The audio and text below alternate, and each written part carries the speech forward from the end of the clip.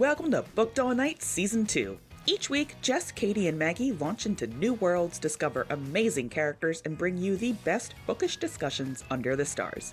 We're a cozy little corner of the internet, so be sure to leave a comment and join the polls after each episode. And don't forget to hit subscribe so you never miss a chapter. Alright, my little Libranauts, grab a seat, grab a book, and join us as we explore some new pages. Please be aware that this book contains scenes of violence and abuse, suicide ideation, discussion, and references to sexual assault, though no on-page depictions, alcohol addiction, and torture. This book is not historical fantasy or alternate history, but a futuristic story set in an entirely different world, inspired by cultural elements from across Chinese history, and featuring historical figures reimagined in vastly different life circumstances. Considerable creative liberties were taken during the reimagining of these historical figures, such as changing their family upbringing or relative age to each other, because accuracy to a particular era was not the goal. To get an authentic view of history, please consult non-fiction sources. So I did not write any notes this week, only because I finished this like 5 minutes before recording. But a whole bunch happened. That was me last week. Yeah. A whole bunch happened. This entire part, I just would want to reiterate the triangle is the strongest shape, which we will get to. But whoo boy, was this part a whole roller coaster. It had parties, it had drinking, it had waterboarding, it had murder, it had the triangle we all deserved. And also charred buns. Perfect house husband and murder husband relationship there. But Wu Zeishan is having just a whole bunch of terrible, horrible dreams. Yes. Dreams that are not hers.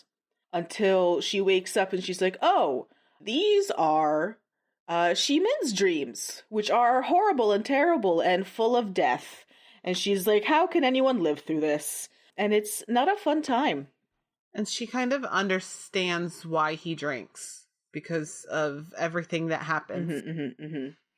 So we wake up with, or Zeishan wakes up from getting shot through the stomach before this big old fight where they achieve their heroic form in the Vermilion Bird. And they fly to Chang'an, which is the capital city, the city of everlasting peace, where all of the bigwigs and richest people alive in the government houses themselves, since that is the safest place from Hundin attacks. And Zeishan is sort of having a little bit of a panic because before they went into the Vermilion Bird, she kissed Ximin, and now out of the Vermilion Bird, she is surrounded by both Yiji and Ximin, and she is just feeling like she has betrayed one or the other, and she feels like she's got this obligation to tell them both about what happened, and it's just... She slowly throughout the course of this part is starting to realize that she does not need to adhere to a lot of like societal norms when it comes to herself and other people. And Isa also kind of helps with that as well, saying like, listen, you're like, you have enough love in you to give that to other people. Like, I understand that if you give your love to someone else, that doesn't diminish the love you have for me. Yes. And she kind of, it clicks for her. Like, yeah, you're right. Like, I don't have to love just one person because I love multiple people. And it doesn't mean that I love one less than the other. Yes. He says, like, love is infinite or love is not finite. One or the other. I can't remember the exact wording. But because of that, she comes to this realization that... she, one, doesn't have to choose, and she is not a prize to be won. Okay, calm down, Jasmine. Yeah, right? She also does the same thing with shame. So a lot of her self-worth, you know, she feels like she's trying to resist this patriarchy and the way that the sort of misogynistic way that girls are viewed in this society. And she grapples with the shame of, oh, I have these ugly, you know, broken feet, they smell, I'm weak, and I feel ashamed, and I feel like I have to justify myself to these older men who run the world that, oh, I'm still a maiden, I haven't led your son on, since she does meet with Yiji's father. They get carted off to his mansion where he's throwing this huge party for the two of them. They're in this city because he wants to make them media stars, because it'll add to his revenue if he monopolizes the media with them. Yes. But it also gives them a better image, right? These are the people who are saving your country. These are the people, like, yes, they've done wrong in the past, but they're the ones fighting the front lines and saving your asses. Yeah. And so that's why they're there, because they're brokering a deal, you know, with Iza's father. Yes, he's essentially manipulating the media perception of them and using that to their advantage. You know, they dress Zeshan up provocatively, showing her legs and shoulders, and they're putting this murderer on display. Like, look at this strong monster, and it is intentionally provocative because each click gets them more money, which lets them then further bribe the strategists to then not sacrifice Zeshan and Ximin. But they finally meet his Yiji's dad, and we kind of get Yiji's backstory for the first time. Like, we know he's rich, we know he comes from this powerful, morally suspicious family, but we find out that he is the Wusheyoi, or the fifth young master. That's sort of his title amongst the maidservants. And we find out that he's called that because his mother was a maidservant. He's sort of a bastard child of Gao Q, or Shu. He's this sort of bastard child. And we find out that his mother was whipped to death because she didn't smile enough at some fancy constitutional party dinner, whatever. So she was the wrong, like, face. Like, she was putting on the wrong face, and she was killed for it, which really sort of highlights his father's perspective on women. Because if you don't play along exactly with him, he will get rid of you. And that sort of terrifies Zeshan during this meeting. You know, she's trying to broker this contract. And during it, there is a bottle of liquor between them on the table, and Ximin is clearly struggling with it. And Zeshan is trying to keep him from relapsing. And she's doing her best to sort of manipulate that interaction. Like, you know, your doctor said you shouldn't drink. It might mess with your chi revitalization. And Gao Shu is just like, no, it's just one drink. What can it matter? He's being that, you know, that asshole that even though someone says, oh, we're not drinking, I'm going to push alcohol on you. And I feel like maybe he knows that Ximin is trying to keep sober, and he's trying to push him back into that, so now he could possibly control him without seeming like that's what he's doing, like playing that innocent, like, oh, it's just one drink, and he's just like drink it, just drink the damn bottle, you know. And she knocks the cup out of Ximin's hand and like, oh, I'm so sorry, my wounds, you know. And she goes, oh, you know, this is clearly a sign from the universe, we shouldn't drink, but I'll drink for both of us. And trying to manipulate in that direction. And eventually Gao Shu sends Ximin away. It's like, oh, you can go talk to all the party goers. I have to talk to Zeshan about bringing her family out here potentially. And that is not at all where that conversation goes. Not even a little bit. Are you surprised? No. This mafia man. Right? He's very clearly upset with her for trying to be the person who dictates the way the conversation is going. And he's very much upset that she's not this subservient, perfect image of a woman that he expects all of the women in his life to be. And she recognizes this. She kind of realizes she is now in this position with a man who very much will take what he wants. That's where sort of her maidenhood comes up, right? He's like, oh, I know about you and my son in the mountains. And she's like, I'm still a maiden. You can have the auntie's check. I'm still intact. And he's like, that's even worse because now you're taking and you're not putting out. He actually uses the phrase, you're not putting out. And it's like this transactional bullshit.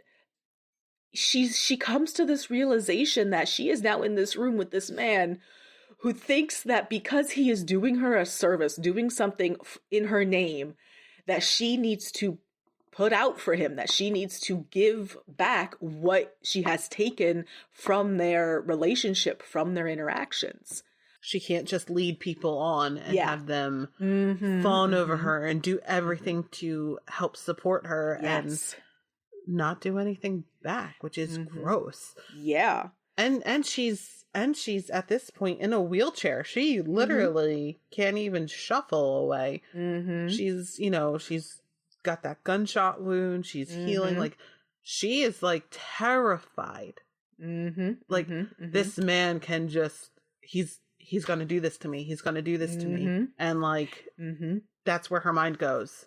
Yes. And he actually also plants this seed of doubt in her as well. He's like, oh, you think my son could actually fall in love with you? Like, you think he's not the type of person to fall in love with someone. It makes her think that Yi is of the same mind as his father. And in the narration, it's constantly making this connection, this correlation between Yi and his father, where Zeishan goes, oh, I can see how someone like Yi, kind and gentle, can turn into someone like Gao Shu, who is this, you know, horrible man with sussy actions and history and connections with you know, the criminal underground. And she starts to now doubt, like, her connection with Yi, like, wondering whether or not he ever was truthful in their friendship prior to the start of the book about, you know, not caring, and about whether or not that she loved him back, or not being interested in him as much as he was in her. And she's constantly having these thoughts of, oh, I can imagine Yi as his father. Like, they sound the same. They have the same shape in their face. They make the same expressions when they're talking. And it's like she's seeing this terrible future for Yi. And then his father tries to shame Zeishan. He's trying to get some sort of blackmail, make her terrified of him, and make her fold to his actions. He's like, I want you on camera, naked, reading this contract. And then we will both have that. So, you know, she is reminded of the things that he has on her. And at first she's like, how could he do this? Why would I do this? This is insane. All I feel is embarrassment and shame. And she has like this light bulb moment where it's just like, why should I feel ashamed? I have a hot body. I know what I have, despite, you know, scars and bullet wounds and broken feet. And she's like, why should I be ashamed that this gross man thinks that he has any kind of leverage over me? She eventually she does it. She takes off her jacket, and that's where we cut the chapter. But she no longer has these attached feelings of shame. She has so many moments throughout this part where she as a character kind of realizes that despite her rebelliousness as a person, she still has a lot of these ingrained feelings of societal expectations, and she's finally kind of breaking out of this. She's finally seeing that, you know, she's questioning, why does it have to be this way? And I don't have to adhere to that, and I don't have to feel shame for, one, my body, and two, for loving more than one person. And it's that kind of stays throughout the entire part.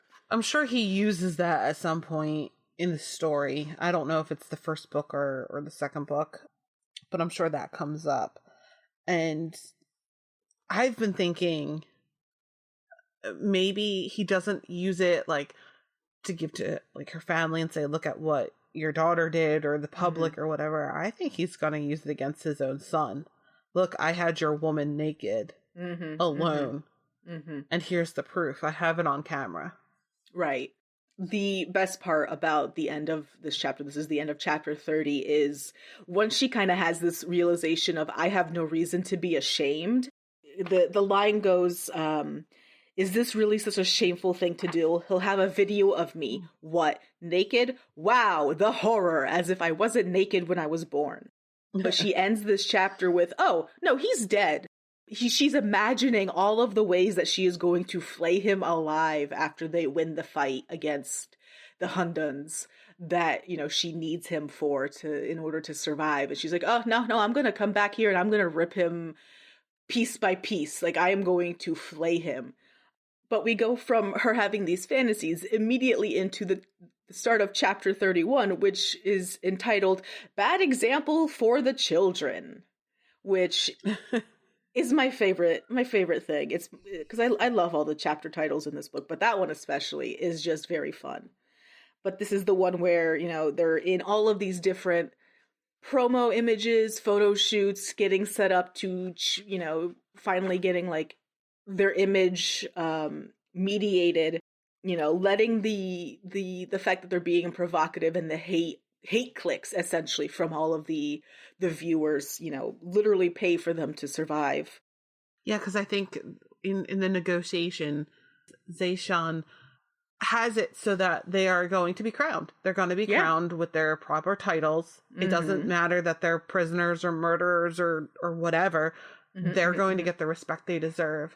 And it is agreed upon that they're going to be crowned as a balanced match. And that's where these photos are coming in, because it's sort of like a wedding, but it's not technically a wedding, but it is technically a wedding. So there's that.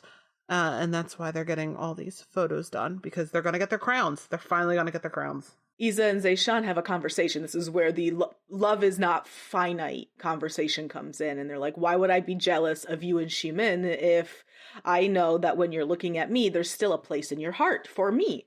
And they have, you know, sort of this moment where they come to each other and they're talking about the boundaries of their relationship.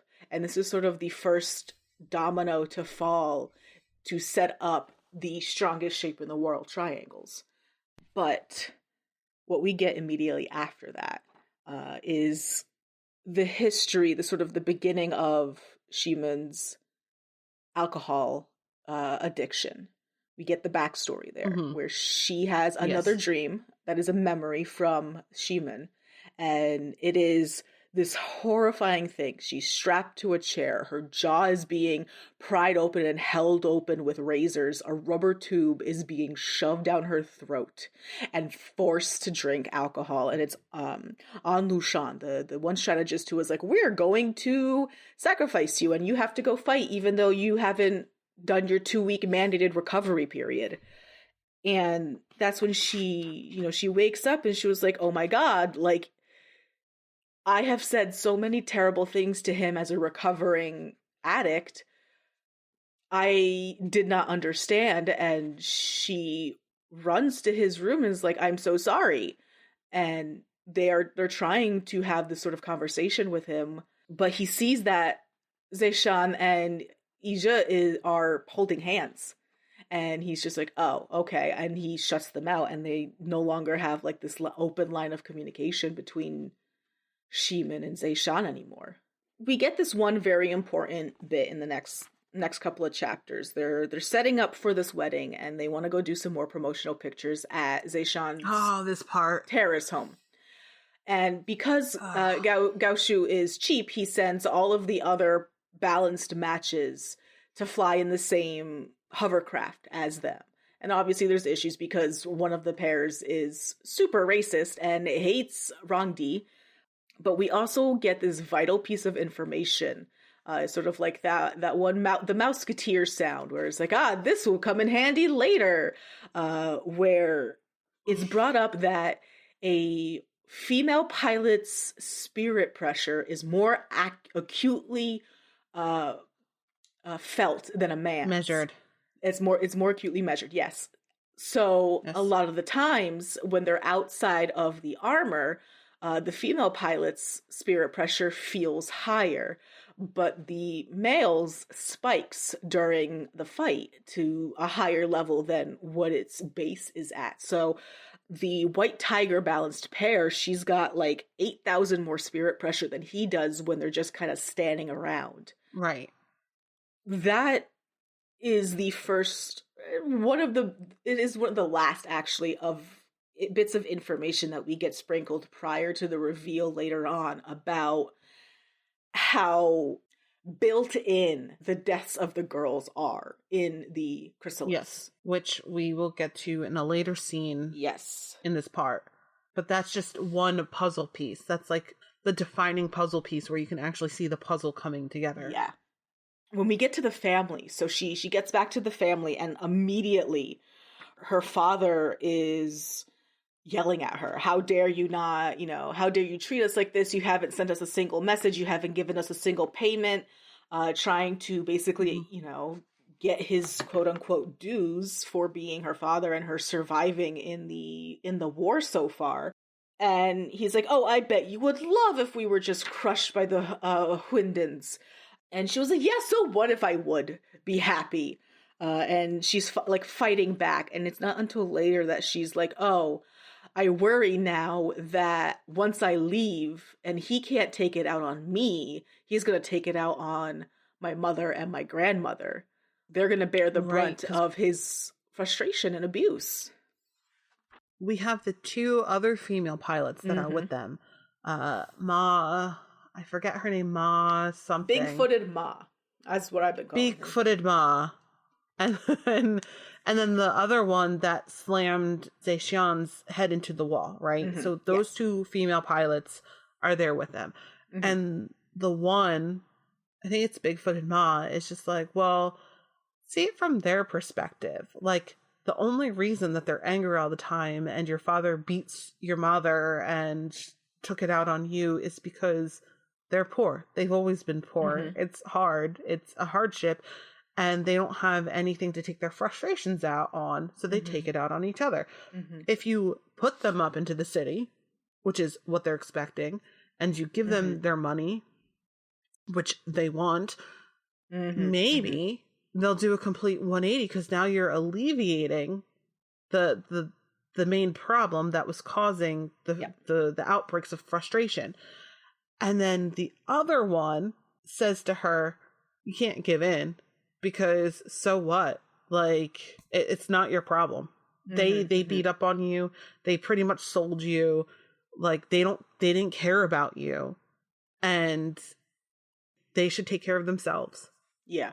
They're virtually the two different sides of this argument, Big-footed Ma's like, they're your only family, and drinking foul water will make a foul person, sort of insinuating that it's the environment that has built them to be this way. And whether or not that is true is we can't really tell, but she sort of, because Zhexian sort of takes this and is like, well, I remember being too afraid to leave with Ija before I knew that I could survive on my own.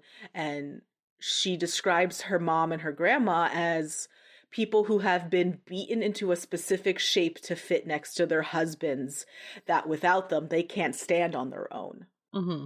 So she listens to Big-footed Ma. She gets them put into Chang'an. And, out of because they've been getting abused by the rest of the village. They're painting the word, man killer on their walls. They're getting jeered at. They're getting things thrown at them just on virtue of being her family. And she has, been so polarizing with her murder. But the other female pilot is like, well, they're just going to keep taking. You've shown them that, if they're soft and gentle to you and ask, then you will give them whatever. And before you know it, you'll be, that's it. Yeah. wrung dry. And you need to let them figure out their own shit, essentially. That's right. I forgot about that bit. How, like, she was helping her family out and giving them money. Mm-hmm. And she realized that she's supporting 5 different families who don't have jobs. They didn't get jobs because she's basically funding them. And the minute she cut them off, they said the most horrible things about her. And so, I mean, you see the two sides of the coin. Yeah. This is your family, help them out, and they need to figure it out because you can't support everyone. And they may seem like they're in your corner, but the minute that you stop helping them, they don't give a shit about you. Right. As if they ever gave a shit about you. Right. We then get the marriage, the crowning ceremony, right? And it's this big old party and this big moment of it kind of gives like Hunger Games pre-game like interview and all that, all the things that they're doing, these putting up these faces and these, you know, but what about the baby kind of moments. They're very much putting on a show for these people who, you know, like a few weeks ago were decrying them and calling them murderers and all that. And now they're like, oh, we'll be telling our grandchildren about being in attendance for this event. And like, it's this big thing where it's essentially like a wedding. They come out in these fantastic, you know, dresses. She's wearing like 6 different wigs in order to incorporate this elaborate hairstyle where she can barely turn her head while she's in it. And they get bonded to each other, sort of in this official wedding-like ceremony. And she sees in the room afterwards, when she's sort of looking out into the crowd of all the people cheering, she sees An Lushan, who is the strategist who has been staunchly against them. And she realizes that Gao Shu, Yiji's father, has managed to sway him and has managed to get his dirty little mafia fingers into him and made him come to this event. And that's when she kind of realizes that things are finally getting into the place where they will be benefited now. They're finally seeing the benefits of all of these efforts. But she still has to kind of like remind herself that these are still people who will still drop her the second that she stops being useful. I do have a favorite part of that whole scene. And I think I don't know if it has any significance, but the pilot who has never taken a concubine, I think that's the one that's not married to Bigfoot Ma. That's the non-racist one. The one I think that's the one that is married to the girl who slammed her into the wall, right? Yes. And he's like drinking. And during this whole ceremony, he's just like, his hands are up and he's screaming, yes! And I mean, literally, yes! Y-A-A-S. Like, it's described in the book as he is screaming, yes. He's pumping his fist. He's snapping his fingers. He is so excited. I'm like, oh, I see. This is why he didn't take any other concubines. Exactly. That, like, I had thought that in the beginning, like, oh, he didn't take concubines. He, like, either must really love this girl or there's a reason for that. And then this just solidified that thought, because not only did he do that, but, like, there was another thing where he was just screaming and like, just like, I don't want to say dancing, but he was just like celebrating, so like excited. Hardcore. Yeah. Yes. And it just seemed a little bit flamboyant because of how it's described is flamboyant. Yeah. He wants a yang connection rather than yin yang, like most of the crystals. I love that. Especially because, you know, these bonded pairs are supposed to be one true matches. They're married. It's this big thing. And it's making me wonder, because this entire time that I've been reading this book this is very much based on male and female, yin and yang, this binary sort of definition. And I'm wondering a lot about the non-binary, the gender fluid, the different sexualities that we haven't really seen touched on yet. Except for the very brief moments of Yizhi and Ximin. And it's starting to make me wonder if the White Tiger is supposed to be like a lavender marriage, because the female pilot very much gives me like, she's a mean girl, but she's like one of those mean girl lesbians, right? And if the male pilot is this flamboyant gay, like, it's like, And we cannot deny that in real history, there has been this, right? Since the beginning of time, there have been males attracted to males, females attracted to females, females who feel like males, males who feel like females, you know, like it's just, this is a thing, right? Like in all of history. So for people to say like, oh, well, you know, this is based off of China back in whatever. It's just, modernized and put into a fantasy world. It's like, yeah, but even in history, yeah, this is how it was. It's from the Chinese that we get the term cut sleeve, which is from a Chinese official, like a high-ranking noble, who had fallen asleep with his male lover, and in the morning he had to get up to get to some sort of government meeting, and he didn't want to disturb his sleeping partner, who happened to fall asleep on his long decorative ceremonial robe, and he just cuts the sleeve off so he doesn't wake him up so he can go to the meeting. Queers have been here forever. We'll be here when the Hunduins attack, and we'll be here afterwards. And I'm just very, very curious, because as far as I remember, we don't get too much into gender politics or sexualities as it relates to the partners outside of our main trio in this book. And I'm really curious to see how much of that is going to be touched on in Heavenly Tyrant when we do get to that book. But speaking of queer, we are finally getting into the polyamory. You missed your chance. You missed your chance, Maggie. You should have said, speaking of queer, we finally got here to the polyamory. We should have. I'm very sorry. I don't know how to make words good do, Master Who. Anyway, that's a Doctor Who spinoff, Master Who. Anyway, after the wedding ceremony, the crowning ceremony, they're given to this penthouse suite, and it's supposed to consummate their bond, right? That is the phrasing that is used. They're supposed to do this to seal the bond, right? And clearly they've been avoiding each other for a while since that moment where he sort of where Ximen saw Zeishan and Yiji at his door, right? And she is waiting him out because he's taking very long in the shower trying to get her to fall asleep. But she waits up for him, and she's like, "Oh, I couldn't make it to the bed. Can you carry me, please?" And they have this, they're very close. They can feel the heat of each other's skin. His heart is beating as fast as mine kind of moment. And he puts her down. He's starting to step away, and he's like, "Oh, I'll just go sleep on the couch." She's like, "I don't want you to." And they have this very intimate moment, and he's just like, "But what about Yiji? You're with him. He's the clear choice. He's the better choice. He's not like me." That's when she gives him the "my love is not finite" speech, and I have love for both of you, and I've talked with Yiji. We have this open line of communication, and he is okay with it because he's not jealous, and he knows about this relationship and these feelings that we have for each other. And the next leg of the triangle is snapped into place. They have a very intimate moment. They're smooching a whole bunch, and she's just he makes me feel in different ways. Seeing Yiji without his robes makes me feel a calm gladness that fills me like moonlight. And then Ximen's skin makes me feel anything but calm.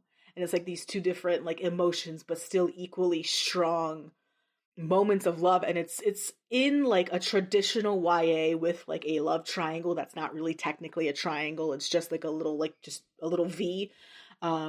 These would have been pitted against each other as oh, but what do I want? Do I want the hot and spicy, or do I want this calm and cool happiness? They would be pitted against each other, and you'd have to choose.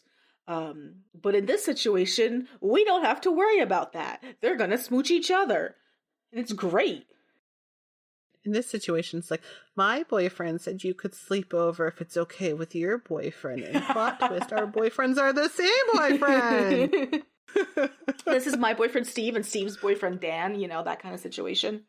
So we have this wonderful moment, right? And then the next chapter opens up with another horrible memory nightmare, right? And this time it's about the previous match, Wenda. But she has this dream about Wenda, right? And she sees it from his point of view, where they're having this great moment. They want to be together, and they're learning all of these cool, fancy dance fighting maneuvers.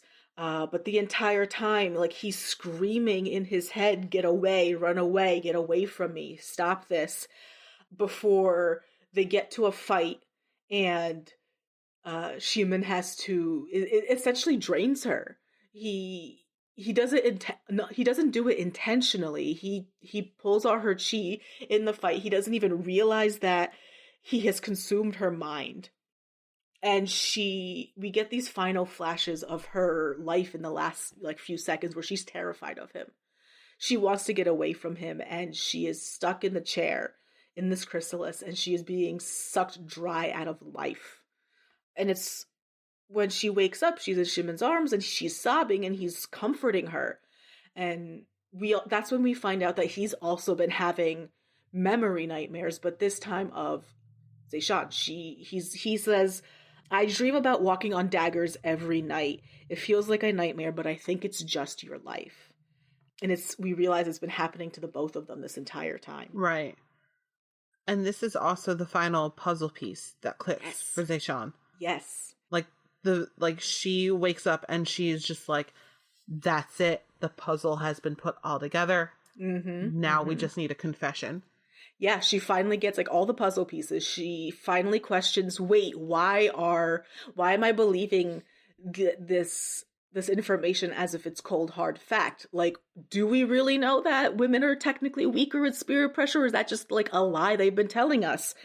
And they start to hatch a plan, and nothing says pillow talk like a government takeover and planning to torture a man. We basically end this with the two of them kidnapping An Lushan, who has tortured Shimon, who has, voted to send them off to sacrifice themselves against the Hunwins. And they have kidnapped him, put him on a tilt table, and they waterboard him with alcohol. It's basically saying, asking him nonstop, like, how are the girls put at a disadvantage? What do you do specifically to make sure that it's the girls who die, right? And we find out it's the seat.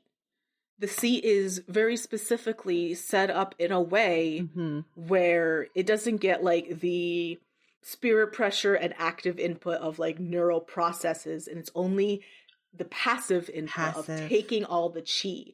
So they are set up for failure from the start. They're set up for death right there, because they go in, they can't control anything, but only their chi is being pulled out of them like a battery. The girls are being used as batteries for the male pilots. Because the females have a higher chi. It is not a balanced match. The females have a higher chi to begin with. Yep. And then that chi is given to the male pilots to raise their chi to activate and control the chrysalis. Zeishan's questioning him, and she goes, why would the army do this? Why wouldn't you just make it equal? Wouldn't you get so many more matches? He says, spirit pressures are too unpredictable. This is the only way to be sure who comes back. The boys, I say, tongue and lips going numb, to be sure the boys will come back. Can't get eager pilots if they're afraid of their partners every battle. You don't think girls are afraid?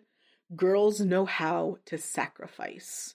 And that is the entire argument for setting it up in this way to kill these girls.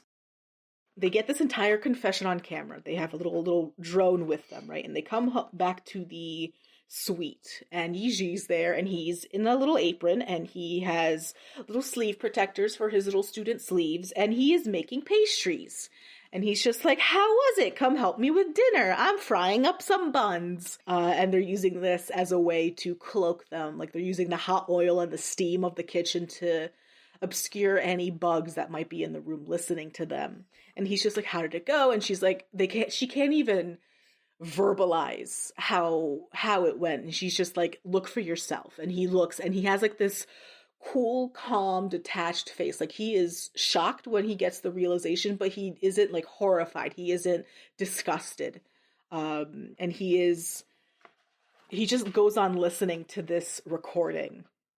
And that's when we finally get the third leg of the triangle, and we finally get the completion of the shape. Yay. Because Shimon is sort of going a little nuts. He's like, it was never my fault. I never killed these girls. They were set up to fail. And he's having this sort of like panic about it. And he goes up and he's like, you've never been at fault. And he's like being all tender and holding his face. And Shimon kind of looks between the two of them. And like what's going on. And then Yiji flirts with him. He goes, "Oh, don't be sorry, handsome," and he winks. And Xiran just sort of like, what? He's having a little bit of a gay panic. Let's see, they're looking at each other, and Zhe-shan's face warms, and she's like, "Oh, is this really happening? Is this finally happening?" Xiran's gaze pores over Yiji's features, but jumps to me with a flash of guilt. I roll my eyes, make a triangle with my fingers, and nod. And mwah, mwah, that was perfect, I think. They finally get to smooch each other, they finally get to hold on to each other, and they also have a video of a man being tortured, explaining how the system is rigged that they're going to release to the entire country after they defeat the Hunwins. And that was the roller coaster of part 3. My favorite part of the torture scene is finding out that alcohol gets to your blood system faster if it's ingested through the nostrils. I was just like, I was like, oh, well, that's a fun fact I didn't know. But yeah, this entire part was like an emotional roller coaster. We finally get to see a lot of like these character moments coming to completion. We get to see all of these realizations and these puzzle pieces fitting together, and we finally kind of get these sort of not completed, but at least mostly their character arcs, where they have sort of overcome their misunderstandings and they've come together and they have this plan and there is hope for the future. And I just know, because of traditional story structure, we're still in for the darkest night and the hardest moment and ultimate heartbreak before we finally get to the end. And I am not ready to re-experience that because I don't remember what happens. I need to prepare myself, but I don't know how. I do like how all the puzzle pieces are finally fitting together, and that we're revisiting the triangle and all that. It's just, it's great when a book can do that, when it can take all these little pieces and like spread them throughout, and then not that you're not realizing what's going on and you're not getting this, but they're very like easily missed or like just kind of tucked back into your head, and you're not like putting everything together, and then bam, the whole puzzle's there for you. And it's just like, oh, okay. This is also like, I think, a mastercraft in showing how to resolve the issues, where previously in like Heartless Hunter and Rebel Witch, we were so incredibly frustrated with the constant misunderstandings, the constant, plot points of driving them apart just for the sake of, chapter length. But here, we're in part 3 of 4. We have one part and an epilogue left. And we are still maybe, we're getting very close to the end, where I think we're at 77%. I think we're at 79% finished. We've got like 60 pages left in this book, right? And this is the shortest of all of the Sorry, parts. 85%. Okay. 85%. We're very close to the end, right? And we're finally getting all of these like moments where we might be frustrated. Oh, they're not talking. They have this miscommunication, but we finally see that satisfied, right? So we go into, we're coming into the end of this book, no longer frustrated with the fact that they're not communicating, or there are all these issues still left. Like, oh, if they only talked, they would have resolved this before the climax, but they have resolved all of their like internal issues, right?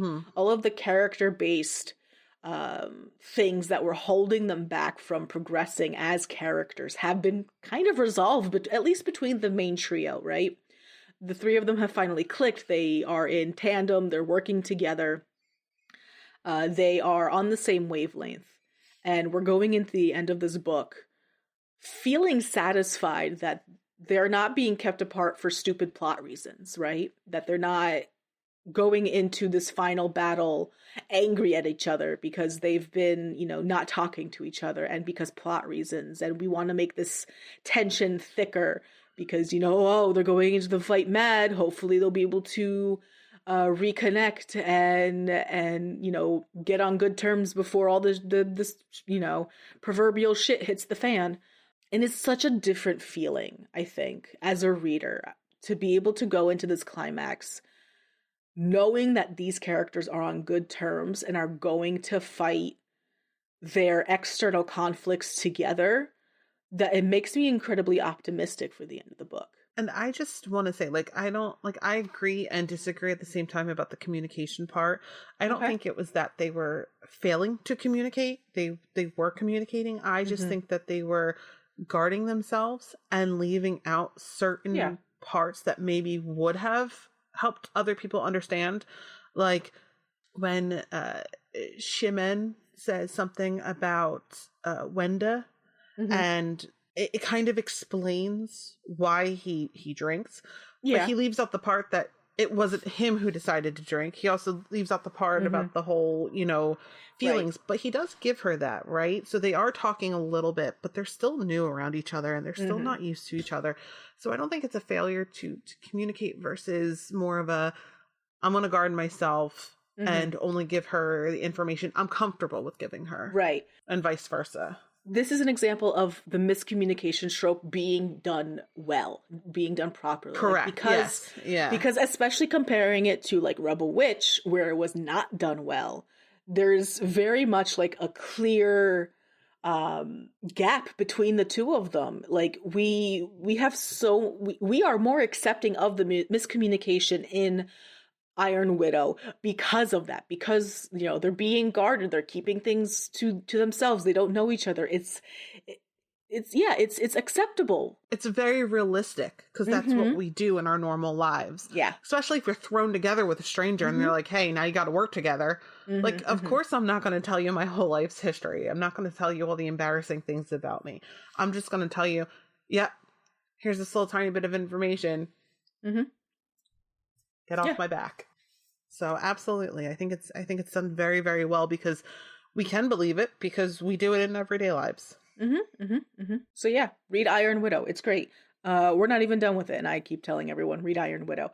But what are your projections, expectations? What do you think going into this last part of the book?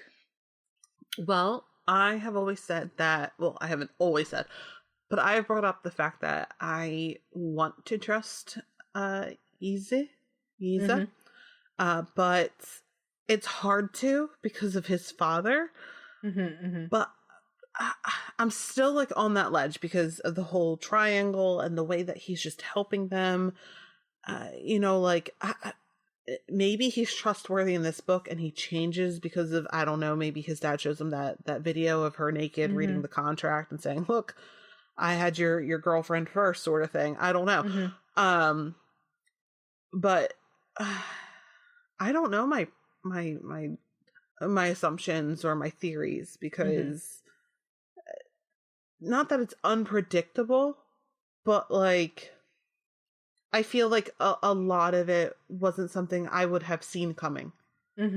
So it's harder to be like, oh yeah, I think this is going to happen, right? Because it's not as predictable as some other books that we have read. Yeah, I sort of on the Iza train. Like I started thinking about it more in this part, and it especially kind of came up when Zeshan is making the correlations between him and his father, and how they could very much be. She could very much see them turning out that way. Like she could see Ija becoming like his father, or seeing his father have once been like him.